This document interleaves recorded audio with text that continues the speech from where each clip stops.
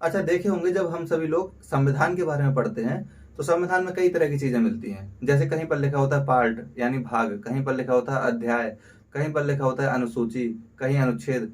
तो कंफ्यूजन हो जाता है कि आखिर ये सब चीजें हैं क्या। तो चलिए आज के वीडियो में जानेंगे इन सभी चीजों के बारे में कि ये हैं क्या, इनको आसान भाषा में कैसे समझें। तो देखिए, संविधान में सबसे पहली चीज जो दी होती है वो होता है पार्ट यानी भाग। तो समझिए पार्ट क्या होते हैं।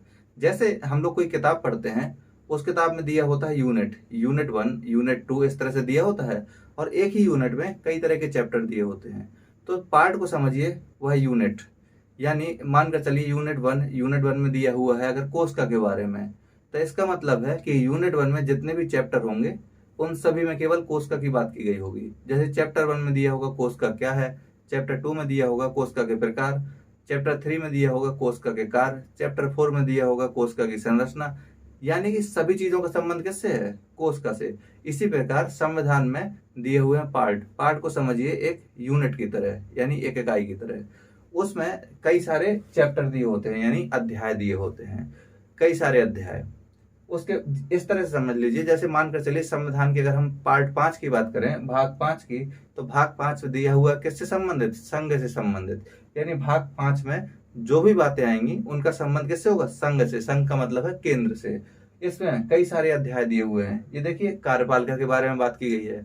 कार्यपालिका लेकिन कौन सी? संघ की, यानी कि जिसको हम क्या कहते हैं? सरकार। दूसरा, संसद के बारे में बात की गई है। संसद मतलब केंद्र की संसद या पूरे संघ की संसद। उसके बाद राष्ट्रपति की शक्तियों के बारे में बात की गई है। ये सब क्या है? चैप्टर। इनको चैप्टर कहिएगा। तो इसके बाद प्रत्येक चैप्टर में दिया हुआ है कुछ अनुच्छेद। जैसे मान लीजिए पार्ट 5 के चैप्टर 1 में दिया हुआ है कार्यपालिका। तो कार्यपालिका के बारे में अगर हमको बताना है कि कार्यपालिका क्या है, कार्यपालिका में कौन कौन आएगा, कार्यपालिका के काम क्या है, तो उनको बताया गया अनुच्छेद के रूप में। अनुच्छेद 1, अनुच्छेद 2, अनुच्छेद 3, इस तरह से। जैसे कार्यपालिका की अगर हम बात करें तो कार्यपालिका की शुरुआत होती है आर्टिकल 52 से। 52 से लेकर आर्टिकल 78 तक अगर हम बात करेंगे, पढ़ेंगे, तो उसका संबंध केवल और केवल कार्यपालिका से है। इसमें बताया गया है राष्ट्रपति के बारे में, उपराष्ट्रपति के बारे में, प्रधानमंत्री के बारे में, मंत्रिपरिषद के बारे में। उसके बाद संसद की बात की गई है। संसद के बाद राष्ट्रपति की जो विधायी शक्तियां हैं, अध्यादेश वगैरह जारी करने की शक्ति, उनके बारे में यहाँ बात की गई है। इसके बाद न्यायपालिका के बारे में, यानी कि जो आर्टिकल शुरू होता है कहाँ? आर्टिकल 52 से खत्म कहाँ होता है? आर्टिकल 151 तक। इन सभी में किसकी बात की गई है? संघ की बात की गई है। तो मोटे तौर पर ये समझ लीजिए, अगर संविधान एक किताब है तो उस किताब में कई सारी इकाई होती हैं। वो इकाई क्या हो गई? इसके पार्ट। और प्रत्येक पार्ट में कई सारे चैप्टर होते हैं। वो चैप्टर क्या हो गए? संविधान के अध्याय ये रहे। और प्रत्येक अध्याय के बारे में कुछ ना कुछ जानकारी तो देनी ही पड़ेगी। तो वो जानकारी दी जाती है अनुच्छेद के रूप में। अनुच्छेदों में उस चीज का, उससे संबंधित विषयों का वर्णन करते हैं। लेकिन अब आता है अनुसूची, जिसको हम शेड्यूल कहते हैं। अब सवाल उठता है ये क्या है? ऐसे समझिए जैसे हम लोग रफ कॉपी और फेयर कॉपी होती है, फेयर कॉपी बनाते हैं तो केवल बहुत काम की चीजें लिखते हैं, उसमें अनावश्यक चीज नहीं लिखते। क्यों? ज्यादा काटा काटे भी नहीं करते हैं, नहीं तो मन नहीं करता पढ़ने का। उसी तरह संविधान निर्माताओं को ये पता था कि संविधान में कई सारी चीजें जोड़ी जाएंगी आगे, उनको जोड़ा जाएगा और साथ ही साथ उनमें कुछ ना कुछ हटाना भी पड़ेगा। तो उन्होंने इसके लिए क्या किया? संविधान में मेन चीज लिख दी, मेन बात, और उसके बारे में कहा कि अगर जानना है कि ये क्या है तो इसके बारे में जानिए अनुसूची में।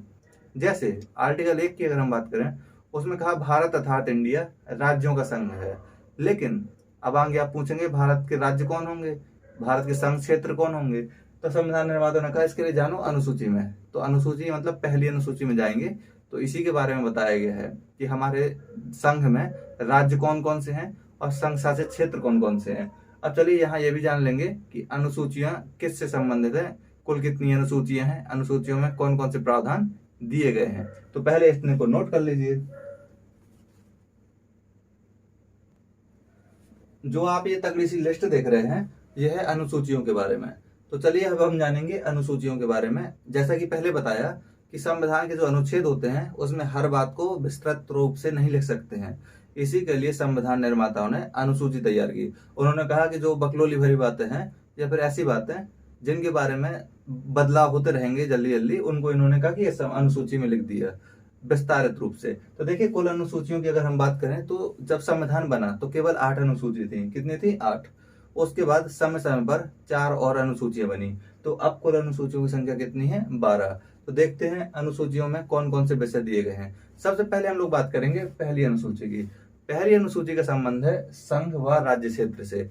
यानी पहली अनुसूची में केवल ये बताया गया है कि हमारा जो भारत है ये कितने राज्यों और कौन कौन से संघ शासित क्षेत्र से बना हुआ है, ये ऐसे कौन से क्षेत्र हैं जिनको हमने जीता है या शामिल किया है।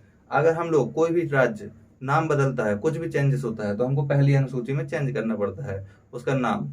समझे? अगर हमको जानना है कि भारत कितने राज्यों से बना है, हमारा जो संघ है उसमें कितने राज्य हैं और कितने संघ शासित क्षेत्र, तो इसके बारे में विस्तार से मिलेगा पहली अनुसूची में।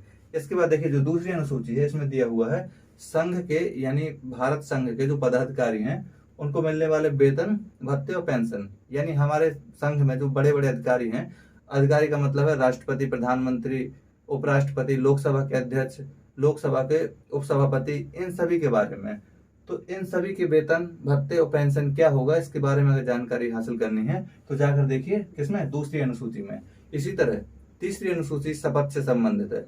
जो हमारे देश के बड़े बड़े पदाधिकारी हैं, राष्ट्रपति, उपराष्ट्रपति, देखिए पहली चीज समझ लीजिए कि राष्ट्रपति की शपथ का इसमें कोई प्रावधान नहीं है। क्यों? क्योंकि राष्ट्रपति को शपथ जो लेनी होती है उसके लिए अलग से एक आर्टिकल है जिसका हम बात करेंगे कार्यपालिका में जब हम राष्ट्रपति पढ़ेंगे। ये समझ लिए तीसरी अनुसूची में दिया है संघ के पदाधिकारियों की शपथ प्रतिज्ञान। अब कौन कौन से पदाधिकारी हैं इसमें दिए हैं? संघ के मंत्री और राज्य के मंत्री। यानी संघ के जो मंत्री होते हैं जिनको हम कहते हैं कैबिनेट मंत्री, या अन्य सदस्य जो होते हैं मंत्री परिषद के, वो लोग, साथ ही साथ राज्य के मंत्री, ये सभी लोग शपथ लेते हैं किस अनुसूची के आधार पर? तीसरी अनुसूची के आधार पर। संसद व राज्य विधानमंडल के सदस्य, संसद के जो सदस्य होते हैं और राज्य विधानमंडल के, संसद का मतलब है लोकसभा राज्यसभा के सदस्य, साथ ही साथ राज्य विधानमंडल जो राज्य विधानसभा होती है और विधान परिषद, उनके सदस्य, ये सभी लोग शपथ लेते हैं। वो किसके अनुसार लेते हैं? तीसरी अनुसूची के अनुसार। सुप्रीम कोर्ट तथा हाई कोर्ट के जो न्यायाधीश होते हैं वो भी शपथ लेते हैं इसी के अनुसार। इसके साथ साथ सीएजी यानी नियंत्रक एवं महालेखा परीक्षक, वो भी शपथ लेता है इसी अनुसूची के अनुसार। चौथी अनुसूची में दिया हुआ संघ और राज्यों का, संघ और संघ शासित क्षेत्रों का राज्यसभा में प्रतिनिधित्व। जैसा कि हम लोग जानते हैं कि हमारे यहाँ जो दो सदन है, एक है राज्यसभा, एक है लोकसभा। राज्यसभा में हम लोग सीधे नहीं चुनते हैं, राज्यसभा में जो सदस्य जाते हैं उन्हें चुनते हैं वो लोग जिनको हमने चुना है, यानी राज्यों के विधानसभा के सदस्य, ये लोग चुनते हैं राज्यसभा के लिए सदस्य। तो राज्यसभा के जो सदस्य होते हैं उनकी सीटें कितनी हैं, किस राज्य को कितनी सीट आवंटित की गई हैं, या किस राज्य के पास कितनी सीटें हैं राज्यसभा की, ये सभी जानकारी मिलती है चौथी अनुसूची में। यानी अगर राज्यसभा की सीटें बदलेंगी तो चेंज कहाँ होगा? चौथी अनुसूची में। और राज्यों के नाम बदलेंगे तो पहली अनुसूची में। ध्यान रखिएगा। पांचवी अनुसूची में दिया है अनुसूचित क्षेत्रों के बारे में या अनुसूचित जनजाति क्षेत्रों के बारे में, वहां पर शासन कैसे होगा। क्योंकि देखिए अनुसूचित जनजाति वगैरह के जो क्षेत्र होते हैं वहां पर हम लोगों की तरह लोग रहते हैं, लेकिन उन लोगों का बौद्धिक स्तर या फिर कहें उन लोगों की मेन स्ट्रीम में समझ, सरकार से समझ उतनी अच्छी नहीं रहती है। वो लोग बहुत ज्यादा स्वतंत्रता चाहते हैं या अपने क्षेत्र में किसी को हस्तक्षेप को बर्दाश्त नहीं करते हैं, इसलिए वहां पर अलग तरह का प्रशासन करना पड़ता है। उन लोगों को काफी छूट भी दी जाती है। तो इसी के लिए पांचवी अनुसूची में दिया है अनुसूचित जनजाति क्षेत्रों के प्रशासन के बारे में, कि वहां पर प्रशासन कैसे किया जाएगा। राज्यपाल को ज्यादा अधिकार दिए गए हैं। वहां पर कोई भी कानून जो संघ सरकार बनाएगी, संसद बनाएगी, उसको सीधे रूप में लागू करना है या नहीं करना, ये शक्ति राज्यपाल के पास है। राज्य की विधानमंडल वहां पर कानून कैसे लागू करेगी, यह भी नियम इस अनुसूची में दिया हुआ है। इसके साथ देखिए छठी अनुसूची। छठी अनुसूची में भी जनजाति क्षेत्रों के प्रशासन के बारे में है, लेकिन इसमें अंतर है। समझिए क्या अंतर है। दरअसल भारत इतना ज्यादा विविधता भरा देश है कि इसमें अलग अलग तरह के लोग रहते हैं, भाषाएं, धर्म, जाति, सब कुछ अलग अलग है। ऐसी स्थिति में कुछ क्षेत्र भारत के ऐसे भी हैं, कुछ राज्य जहां पर रहने वाली जनजातियां अभी बहुत पिछड़ी हैं, उनका विकास अभी बहुत ज्यादा नहीं हुआ है। अब वो अभी भी उसी तरह का पुराना जीवन जी रही हैं जो हम लोग कल्पना करते हैं, कई पिक्चरों वगैरह में देखा होगा आपने। तो उन जगह सामान्य प्रशासन को नहीं लगाया जा सकता, उनको विशेष देखरेख की आवश्यकता होती है, बहुत ज्यादा केयर की जरूरत होती है। इसलिए ये जनजातियां कहाँ हैं? असम, मेघालय, त्रिपुरा और मिजोरम। ये चारों ही उत्तर पूर्व के राज्य हैं, असम, मेघालय, त्रिपुरा, मिजोरम। यहाँ के क्षेत्रों में जो जनजातियां रहती हैं उनके लिए विशेष अधिकार दिए गए हैं और विशेष तरह के प्रशासन की जरूरत महसूस की गई है, इसीलिए इसको प्रावधान किया छठी अनुसूची में। इसके बाद आती है सातवीं अनुसूची। सातवीं अनुसूची बहुत महत्वपूर्ण अनुसूची। क्यों?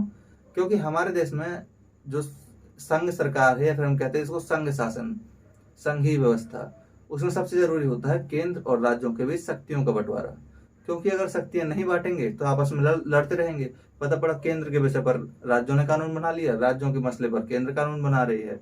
ऐसी स्थिति ना उत्पन्न हो, इसीलिए 7वीं अनुसूची आई, और 7वीं अनुसूची में बंटवारा किया गया है किसका? उन विषयों का जिन पर कानून बनाने की शक्ति मिली हुई है। जैसे 3 अनुसूची, इस अनुसूची में 3 सूचियां हैं। पहली है संघ सूची, दूसरी राज्य सूची, तीसरी समवर्ती सूची। संघ सूची में कहा गया है कि इस सूची में जो भी विषय दिए हुए हैं, रक्षा, सुरक्षा या फिर अर्थव्यवस्था, परमाणु ऊर्जा, इन सभी से संबंधित, बैंकिंग, वित्त, ये जो विषय हैं इन पर कानून कौन बनाएगा? केंद्र सरकार बनाएगी, इसलिए इसको कहते हैं संघ सूची। दूसरी है राज्य सूची। राज्य सूची में सामान्य रूप से भूमि, पुलिस, इससे संबंधित विषय दिए गए हैं। कहा गया है इस पर कानून कौन बनाएगा? इस पर कानून बनाएगी राज्य सरकार। लेकिन कहा गया कि कुछ विषय ऐसे हैं जिस पर केंद्र और राज्य के सहयोग की जरूरत है, इन पर एक तरफा कानून नहीं कोई बनाए। तो ऐसे विषयों को रखा एक तीसरी अनुसूची में, जिसको कहते हैं समवर्ती सूची। समवर्ती सूची में जो विषय दिए हुए हैं वो ऐसे हैं जिस पर दोनों के सहयोग की जरूरत है। जैसे शिक्षा मान लीजिए, शिक्षा पर क्या केवल राज्य अकेले काम कर सकता है? नहीं। क्या केवल केंद्र कर सकता है? नहीं। इसलिए शिक्षा को रख दिया समवर्ती सूची में। इस तरह 3 सूचियां बनाई और तीनों पर विषय रख दिए गए हैं। तो ये सभी बंटवारा कहाँ है? 7वीं अनुसूची में। इतने को तुरंत नोट कर लीजिए, साथ ही साथ ये ध्यान रखिएगा 7वीं अनुसूची बहुत अधिक महत्वपूर्ण है। 7वीं अनुसूची में ही केंद्र और राज्यों के बीच शक्तियों का विभाजन किया गया है। ये देख रहे हैं आप, ये है 8वीं अनुसूची। 7वीं अनुसूची तक हमने बात की थी, और 7वीं अनुसूची में हमने बताया था कि किसके बारे में है? केंद्र और राज्यों के बीच शक्तियों के बंटवारे से संबंधित। इसके बाद है 8वीं अनुसूची। प्रत्येक देश की अपनी एक भाषा होती है, लेकिन भारत में क्या है, इतनी ज्यादा विविधता है कि एक भाषा तो छोड़िए, यहाँ पर हजारों भाषाएं हैं। लेकिन संविधान ये तो कह नहीं सकता कि हजारों भाषाओं को ही आप बोल सकते हैं, ये कर सकते हैं। बोल सकते हैं, लेकिन संविधान में हजारों भाषाओं को तो लिखा नहीं जा सकता ना। इसके लिए संविधान में कुछ ऐसी भाषाओं को चुना जो बहुत बड़ी आबादी बोलती थी। इस तरह से संविधान निर्माताओं ने उस समय कुल 14 ऐसी भाषाएं थी जिनको संविधान की 8वीं अनुसूची में डाला। अब वर्तमान में अगर हम बात करें तो वर्तमान में 22 भाषाएं हमारे संविधान में दी हुई हैं। तो समझिए, मूल संविधान में 14 भाषाएं थी। इसके बाद अलग अलग समय में अगर कोई नई चीज जोड़नी है, जैसा हमने बताया था, तो संविधान में संशोधन करना पड़ेगा। तो संविधान में संशोधन किए गए और भाषाएं जोड़ी गई। जैसे 15वीं भाषा के रूप में सिंधी भाषा जोड़ी गई। कब? 21वें संविधान संशोधन अधिनियम 1967 में। यानी 1967 में एक संविधान में संशोधन हुआ और एक नई भाषा जोड़ी, 15वीं भाषा बनी सिंधी। इसके बाद 16वीं, 17वीं, 18वीं, ये 3 भाषाएं एक साथ जोड़ी गई। ये जोड़ी गई थी 71वें संविधान संशोधन। कब हुआ था? 1992 में। और कौन कौन सी भाषा थी? कोंकणी, यानी कोंकण क्षेत्र में, दक्षिण के क्षेत्र में बोली जाती है इस भाषा को। नेपाली भाषा को, अब देखिए नेपाली भाषा, नेपाल तो हमारे साथ इसलिए जुड़ा ही है। नेपाली भाषा को पहले जोड़ लिया, आने वाले समय में नेपाल को भी जोड़ लेंगे। तो नेपाली, उसके बाद मणिपुरी, ये 3 भाषाएं जोड़ी गई। कब? 71वें संविधान संशोधन 1992 में। इसके बाद देखिए 19, 20, 21, 22, ये 4 भाषाएं एक साथ जोड़ी गई। कब? 92वां संविधान संशोधन 2003। 2003 में 4 भाषाओं को जोड़ा गया। कौन कौन सी है? संथाली, डोगरी, मैथिली और बोडो। बोडो भाषा आसाम के क्षेत्र में एक क्षेत्र है बोडोलैंड, वहां पर बोली जाती है। मैथिली भाषा जान ही रहे हैं उत्तर भारत के रीजन में, डोगरी। इसके बाद देखिए अगला है 8वीं अनुसूची के बाद आती है 9वीं अनुसूची। जो 9वीं अनुसूची है ये महत्वपूर्ण है, इसलिए क्यों? क्योंकि 9वीं, 10वीं, 11वीं, 12वीं ये चारों संविधान में संशोधन करने के बाद जोड़ी गई। संविधान में पहला संशोधन हुआ 1951 में, तब जोड़ी गई एक अनुसूची, इसका नाम है 9वीं अनुसूची। 9वीं अनुसूची में दरअसल कहा गया है कि कुछ विषय ऐसे हैं जिनको अगर हम जोड़ देंगे, 9वीं अनुसूची में रख देंगे, तो न्यायपालिका उनको जांच नहीं सकेगी। सामान्य रूप में क्या होता है कि सरकार कानून बनाती है, सरकार मतलब संसद, और उन कानूनों की जांच कौन कर सकता है? न्यायपालिका। और उन कानूनों की जांच के दौरान अगर न्यायपालिका को लगता है कानून गलत है तो उसको रद्द भी कर सकती है। लेकिन सरकार की मजबूरी थी कि हमारे देश में क्या थे, बहुत बड़े बड़े संपत्तिवान, धनवान लोग थे। उन लोगों ने क्या किया था? गरीबों की संपत्ति को अपने हथिया लिया था। सरकार चाहती थी उस संपत्ति को, यानी भूमि को, बांटना। इसके लिए भूमि से संबंधित कुछ कानून बनाए गए। अब उनको चुनौती मिलने लगी। क्यों? क्योंकि संपत्ति का अधिकार मौलिक अधिकार था।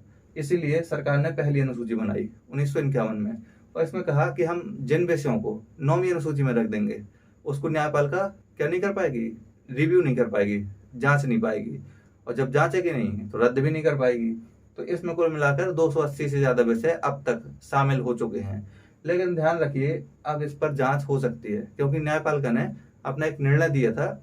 उसमें उन्होंने कहा था कि 1973 के बाद से 1973 के बाद जो विषय इसमें शामिल किए गए हैं उन सबको हम जांच सकते हैं, सरकार हमें रोक नहीं सकती। इसके बाद आती है 10वीं अनुसूची। 10वीं अनुसूची में दिया है दल बदल। दल बदल क्या होता है? देखा होगा कई सारी पार्टियां हैं, चुनाव जीत कर जाती हैं और एक दल से जाकर दूसरे दल में कोई शामिल हो जाता है। तो ऐसे लोगों को रोकने के लिए 1985 में एक संशोधन हुआ, जिसको कहते हैं 52वां संविधान संशोधन। और उसके माध्यम से दल बदल के आधार पर नियोग्यता, यानी कोई व्यक्ति अगर अपने दल को छोड़कर या पार्टी को छोड़कर किसी दूसरी पार्टी में जाता है तो उसको क्या कर दिया जाएगा? उसकी सदस्यता रद्द कर दी जाएगी, उसको निर्योग्य घोषित कर दिया जाएगा। जैसे अभी देखिए राहुल गांधी जी को निर्योग्य घोषित कर दिया, लेकिन उनको इसके आधार पर नहीं किया गया है। ठीक है, तो 10वीं अनुसूची का संबंध है दल बदल के आधार पर निर्योग्यता से संबंधित। इसके बाद देखिए 11वीं अनुसूची, भारत में पंचायती राज व्यवस्था लागू हुई, यानी पंचायतों का गठन हुआ, संवैधानिक मान्यता प्रदान की गई। उसके लिए एक संशोधन हुआ, 73वां संविधान संशोधन। कब हुआ? 1992 में। और इसमें एक अनुसूची जोड़ी गई जिसका नाम था 11वीं अनुसूची। और इस अनुसूची में पंचायती राज से संबंधित 29 विषयों को जोड़ा गया, यानी पंचायतें जो हैं उनको 29 तरह के अधिकार दिए गए, उससे संबंधित है 11वीं अनुसूची। इसके बाद आती है 12वीं अनुसूची। केवल पंचायत ही नहीं, न्यायपालिका क्या है? दरअसल जो नगर पालिका वगैरह है, नगर पालिका, नगर निगम, इनसे संबंधित प्रावधान भी किए गए हैं। वो किसमें? 12वीं अनुसूची में। और ये कब हुआ? 73 के बाद 74वां संविधान संशोधन अधिनियम, जिसमें नगर पालिकाओं से संबंधित है, नगर पालिकाओं के शक्तियां अधिकार से संबंधित है। कौन सी? 12वीं अनुसूची। तो कुल मिलाकर कितनी? 12वीं अनुसूची है। संविधान ने पूछा है मूल संविधान में कितनी है, तो 8, अब ऐसे 12। उम्मीद करते हैं अनुसूचियां, अनुच्छेद और पार्ट यानी इकाई, ये सभी चीजें क्लियर हुई होंगी। इतने के बाद अब हम अगले टॉपिक में पढ़ेंगे पूरे संविधान को एक नजर में, यानी एक बार में हम पूरे संविधान का अवलोकन करेंगे कि हमारे संविधान में अल्टीमेट है क्या क्या, उसको बारे में हम जानेंगे। तो बहुत बहुत धन्यवाद।